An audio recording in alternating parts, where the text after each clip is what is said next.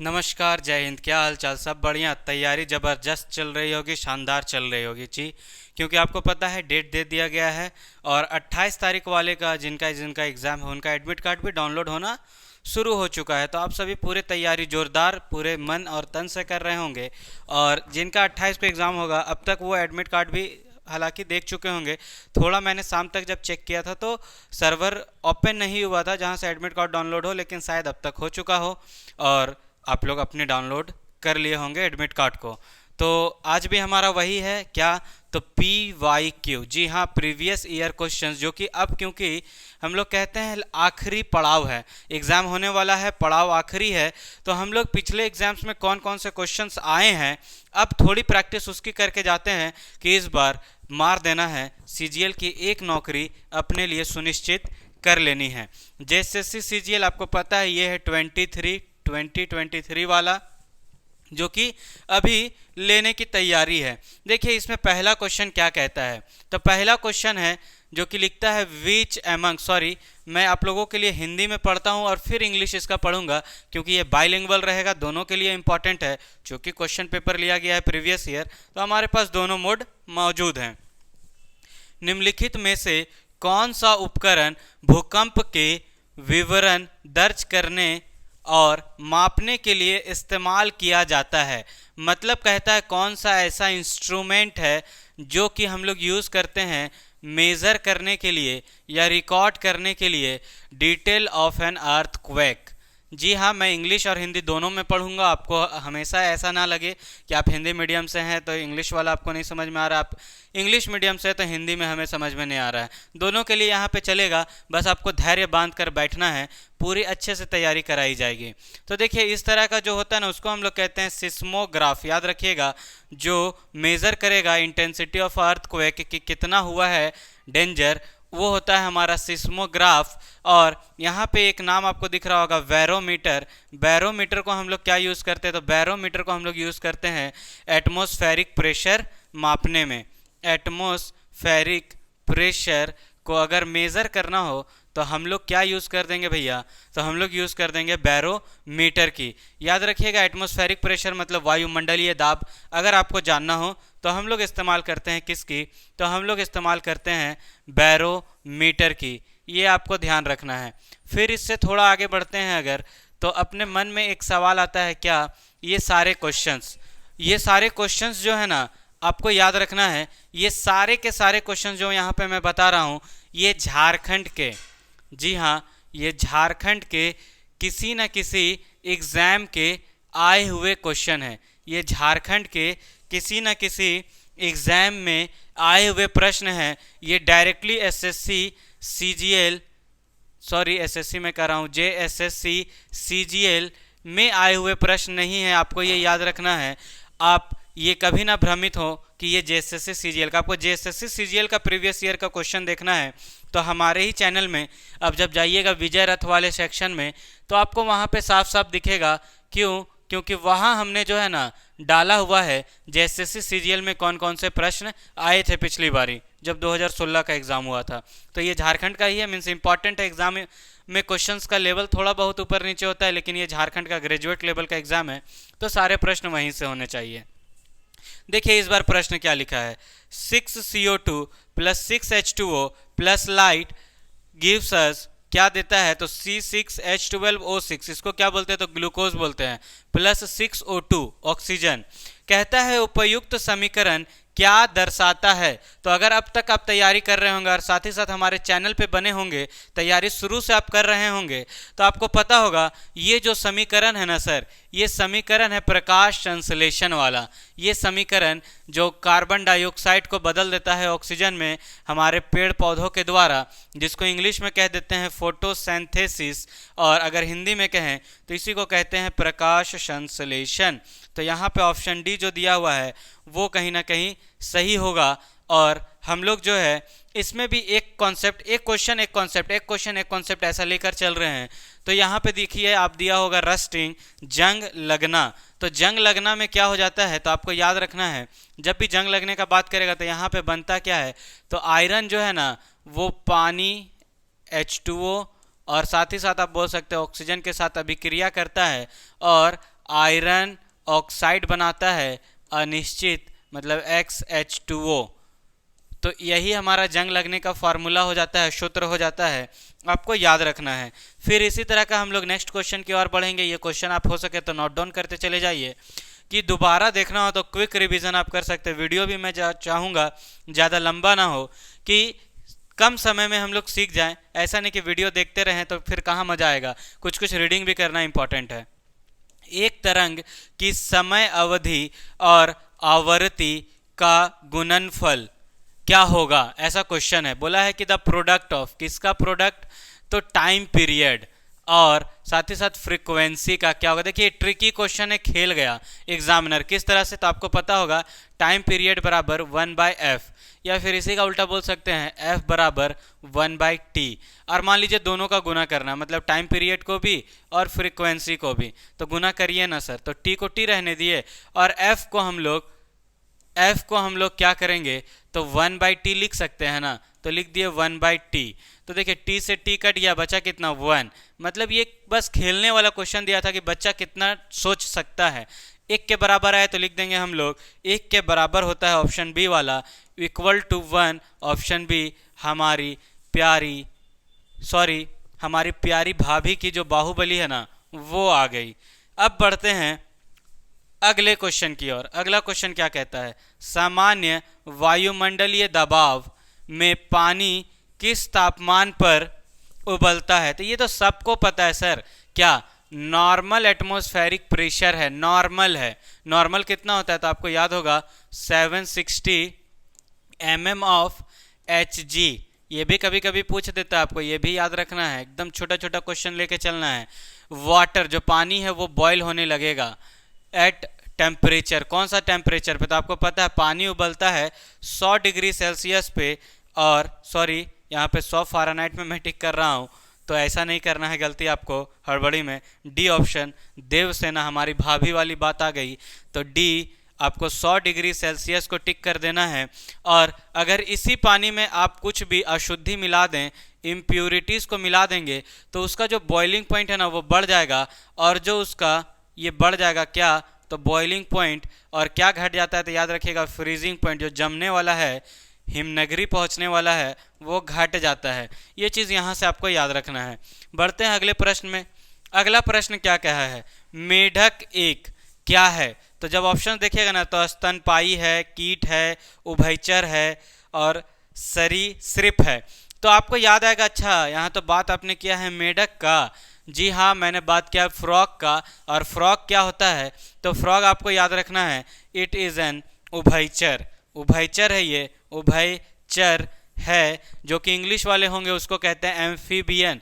और आपको पता होगा एम्फीबियन का यानी क्या होता है मतलब, तो एम्फीबियन वैसा जीव, हम लोग कह सकते हैं ये एक तरह का जीव है, वैसा जीव जो क्या, तो जो पानी में साथ ही साथ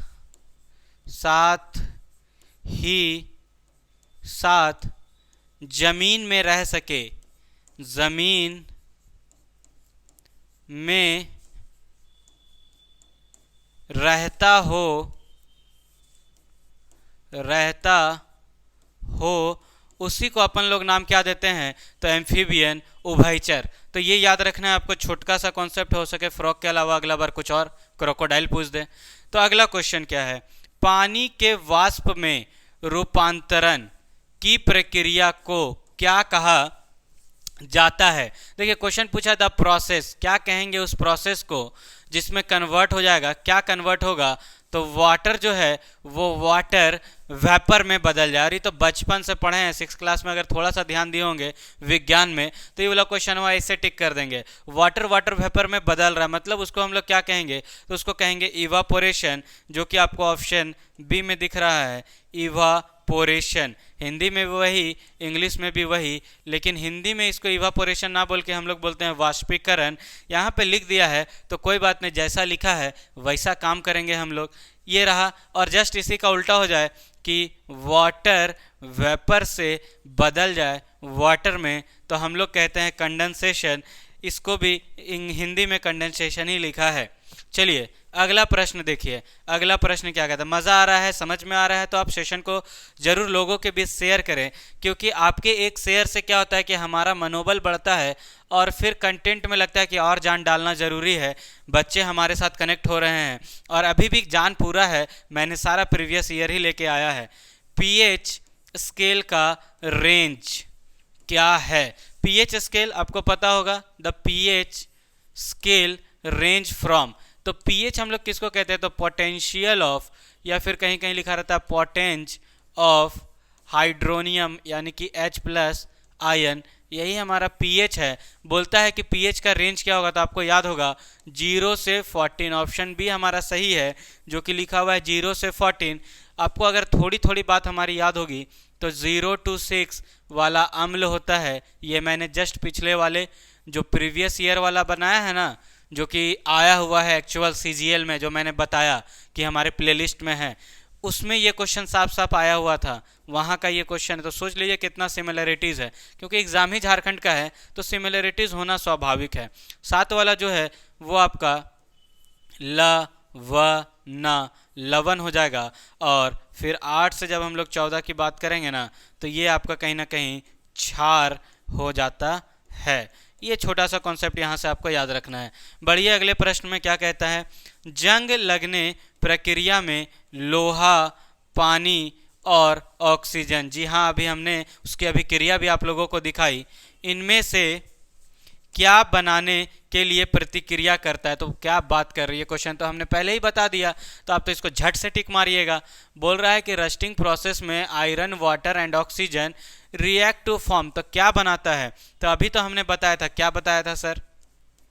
तो Fe2O3.XH2। अगर वीडियो आप शुरू से देख रहे हैं तो आपको ये वाला तो याद होगा, अभी पहला ही क्वेश्चन में शायद मैंने बताया। तो ऐसा देखिए कहाँ लिखा है, तो देखिए बी में हाइड्रेटेड आयरन ऑक्साइड। क्या है यहाँ पे बी में? हाइड्रेटेड आयरन ऑक्साइड, और यही बी हमारा जो है B4 बाहुबली अपना सही हो जाएगा। और हम लोग बढ़ जाएंगे अगले प्रश्न के तरफ, क्योंकि समय कम है और बहुत सारे प्रश्नों को अब हम लोग को करना है कंप्लीट, क्योंकि पढ़ाई जितनी करनी थी ना हम लोगों ने कर लिया। अब बारी है इस बार जीत पाने की, और जीत कैसे पाएंगे? तो बस ज़्यादा से ज़्यादा क्वेश्चंस को हम लोग प्रैक्टिस करेंगे, वीडियो के माध्यम से, आप मॉक दे रहे होंगे मॉक के माध्यम से, सब माध्यम से इतने ज़्यादा प्रश्नों को देख लेना है ना कि एक भी प्रश्न अपना अछूता ना रह जाए 27 तारीख तक। और फिर 27 को चैन की नींद सोकर 28 को एग्ज़ाम लिख कर 29 से तो एकदम रिलैक्स हो जाना है कि हाँ इस बार अपना पक्का हो गया एक नौकरी। एक पूर्ण परावर्ती प्रिज्म के 2 अपवर्ती सतह के बीच का कोण कितना होता है? देखिए दिया है the angle between the 2 refracting surface of a total reflecting prism is. देखिए ये क्वेश्चन मुझे लगता है कि हम लोगों के लिए मोस्ट इंपॉर्टेंट नहीं है, बट चूंकि सेट में दिखा था, झारखंड का एग्जाम था ग्रेजुएट लेवल का, तो मैंने ले लिया है। लेकिन आपको उतना ज़्यादा नहीं, क्योंकि एंगल है तो सीधा याद रखिए वो होता है 30 डिग्री। 30 डिग्री के आसपास बनता है, आसपास क्या 30 डिग्री ही बनता है, तो आपको सीधा याद रखना है। बट मुझे नहीं लगता कि हमारे सीजीएल वाले एग्जाम में इतना हार्ड देगा, कभी देखा नहीं मैंने। अगला क्वेश्चन है, एक सामान्य मानव द्वारा निम्नलिखित में से ध्वनि की कौन सी आवृत्ति नहीं सुनी जा सकती? तो आपको पता होगा कौन सा ऐसा फ्रीक्वेंसी है जो कि बोल रहा है नहीं, can not heard by normal human being. ये हमारा प्रश्न है, तो आपको पता होगा। अब बोलिएगा क्या पता होगा सर, आप तो 2 बार बोल दिए। तो ये पता होगा कि जो हम लोगों की सुनने की शक्ति है, जो नॉर्मल ह्यूमन बीइंग का रेंज है फ्रीक्वेंसी का, वो है क्या सर? तो वो है 20 हर्ट्ज से लेकर 20,000 हर्ट्ज तक। तो जहां इससे बाहर रेंज हो गया तो वो हम लोग सुन नहीं सकते हैं। तो जरा देखिए ना, तो 30-20 वाले रेंज में है तो ये नहीं हो सकता। 30,000 हर्ट्ज यही बाहर हो गया, 300 हर्ट्ज भी रेंज में है और 3000 भी रेंज में है। तो यही आपका बी ऑप्शन 30,000 हर्ट्ज हम लोग नहीं सुन पाएंगे। ये आपके लिए क्या है? तो ये प्रसौर्य तरंग है। आप बोलते होंगे अल्ट्रासाउंड, तो ये है अल्ट्रा, जी हाँ अल्ट्रा प्रसव तरंग जिसको कहा जाता है, अल्ट्रा साउंड वेव, ये हमारा होता है जिसको हम लोग सुन नहीं सकते। तो बाहुबली के साथ इस प्रश्न को निपटा कर हम लोग बढ़ जाएंगे अगले प्रश्न में। अगला क्या है, तो देखिए उभयचर, अभी तो हमने बता दिया एम्फीबियंस कैन, तो अभी तो मैंने बता दिया क्या होता है, जो पानी में भी रह सकता है और धरती पर भी रह सकता है, उसी को कहते हैं हम लोग उभयचर। जो जल और भूमि दोनों में रह सकते हैं उसे कहते हैं उभयचर। मतलब ए अपना इस बार सही हो जाना है। उसके नीचे का तीनों ऑप्शंस आप देखिएगा, आपको समझ में आ जाएगा कि वो तो नहीं हो सकता। अगला प्रश्न इसी तरीके का क्या है, तो नीचे दी गई प्रतिक्रिया का उत्पाद है। उत्पाद मतलब प्रोडक्ट। बोलता है कि प्रोडक्ट क्या होगा अभिक्रिया का, जो रिएक्शन दिया हुआ है। तो रिएक्शन क्या है, तो NaCl प्लस F2। देखिए मुझे तो नहीं लगता है कि ये वाला क्वेश्चन भी इम्पॉर्टेंट है, क्योंकि इस तरह का क्वेश्चन भी हमने नहीं देखा अपने JSSC CGL वाले एग्जाम्स का। जितना भी मैंने प्रैक्टिस सेट निकाला है, करवाया है, उसमें ऐसा क्वेश्चन दिखा नहीं। बट ये झारखंड का किसी ग्रेजुएट लेवल का एग्जाम का है तो अपन लोग कर लेते हैं। देखिए NaCl है ना, बोलिएगा हाँ सर ये तो है। तो ये NaCl सर टूटता है Na प्लस और Cl माइनस में, और ये F का आपको पता होगा F माइनस। अब क्या चाहता है लोग, अगर हम लड़का है तो हमारी चाहत किसके और अट्रैक्शन। देखिए स्वाभाविक है, ऐसा नहीं कि आप तो टीचर है ऐसी बात कर रहे हैं, स्वाभाविक है, ह्यूमन नेचर है, तो कोई उसे झुटला नहीं सकता कि अट्रैक्शन, अपोजिट अट्रैक्ट्स, ये होता है। तो देखिए यहाँ पे भी माइनस वाला जो है वो प्लस के साथ अट्रैक्ट कर जाएगा, और अट्रैक्ट करेगा तो आपका क्या बन जाएगा, तो बन जाएगा NaF प्लस Cl, और Cl अकेला नहीं होगा तो Cl2। अब देखिए जहाँ पे NaF और Cl2 होगा ना वही टिक कर देंगे। तो पहला वाला में ही बैलेंस के लिए 2 लगाया है, पहला वाला में ही NaF Cl2 है, क्योंकि आप और देखिएगा तो यहाँ सिर्फ Na था Cl2 के साथ, यहाँ Cl और Cl होगा नहीं। इट मीन्स ऑप्शन ए जो है इस प्रश्न का सही उत्तर हो जाएगा। और बढ़ेंगे हम लोग अगले प्रश्न की ओर। देखिए अगला प्रश्न क्या है, समीकरण का संतुलन कीजिए। संतुलन करने के लिए भी ये हालांकि है 10वीं का, लेकिन हमको नहीं लगता है कि संतुलन करना, लेकिन हो सकता है इंपॉर्टेंट ट्रिकी खेल जाए, क्योंकि रसायन विज्ञान से प्रश्न होते हैं इस तरह के एग्जाम्स में। तो देख लीजिए, ऐसे उम्मीद कम है बट हो सकता है। बोला Fe, और अगर संतुलन करना तो क्या करते हैं हम लोग, जो रिएक्टेंट है उसको प्रोडक्ट के बराबर करते हैं, नंबर ऑफ एटम, नंबर उसके परमाणुओं की संख्या को बराबर करना है। तो Fe इधर भी Fe 1 है, Cl इधर 2 है, Cl इधर 3 है। तो क्या कीजिएगा, इसको 3 को और 2 को एलसीएम लीजिए तो 6।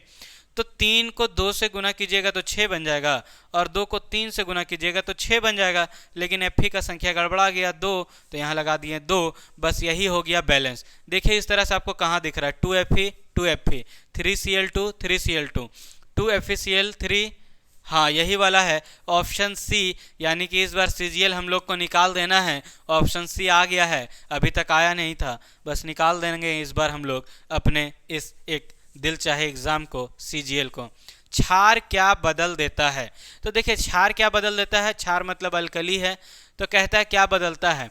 तो यहाँ पे जब आप देखिएगा ना लिटमस का बात किया, तो आपको एक मंत्र मैंने रटवाया था, ABR। आप कहिएगा क्या है ABR, तो एसिड माने अम्ल क्या करेगा, ब्लू को, जो ब्लू वाला लिटमसवा है ना, ब्लू टू रेड में बदल देगा। तो क्षार इसी का उल्टा करेगा, वो क्या करेगा, रेड से ब्लू में बदल देगा। तो देखिए ऑप्शन खोजिए जहां रेड टू ब्लू लिखा होगा, बस वही टिक कर देना है हम लोगों को।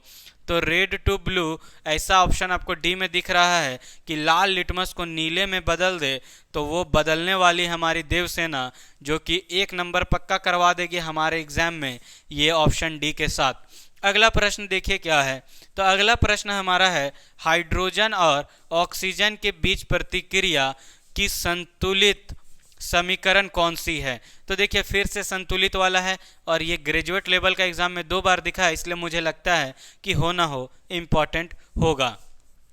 हाइड्रोजन प्लस ऑक्सीजन की अभिक्रिया को संतुलित करने बोला है, तो याद रखिएगा हाइड्रोजन प्लस ऑक्सीजन आपको वाटर, जल का निर्माण करता है। अब इसको संतुलित करना है, तो देखिए हाइड्रोजन इधर भी 2 इधर भी 2, लेकिन ऑक्सीजन गड़बड़ा रहा है, इधर 2 है इधर 1 है, तो 1 को 2 बना देंगे, और जैसे 2 बनाएंगे तो हाइड्रोजन का 4 हो गया, तो फिर यहाँ 2 लगा दीजिए, बस नंबर वे बराबर करने का रहता है इसमें। तो देखिए ऐसा कहाँ दिख रहा है आपको, 2H2 प्लस O2 2H2, ऐसा आपको ऑप्शन बी में दिख रहा है। यानी कि फिर बाहुबली के साथ हम लोग जो है यहाँ पे चलेंगे, ये अपना सही हो जाएगा। आई होप कि आप लोग तैयारी पूरे मन से कर रहे होंगे, दिल लगा दिए होंगे। दिल जो कहते हैं ना कि जहाँ लग जाए वहाँ फिर बोरिंग नहीं लगता है, तो पढ़ना हम लोगों को बोर नहीं लग रहा होगा, मज़ा आ रहा होगा। पूरी तैयारी करते रहिए, मन से करते रहिए, इस बार एग्ज़ाम तो होगा, ये आपको भी पता है और ये सबको पता है। बस मेहनत करते रहना है और इस बार एक नौकरी अपने लिए सुनिश्चित कर लेना है। ये एक प्रीवियस ईयर सेट का मैंने क्वेश्चन लाया है। इसी तरह लगातार आपको डेली प्रीवियस ईयर्स ही मिलते रहेगा, बस आपको मन से तैयारी करना है। और अगर वीडियो अच्छा लगे तो लोगों के बीच शेयर ज़रूर करें।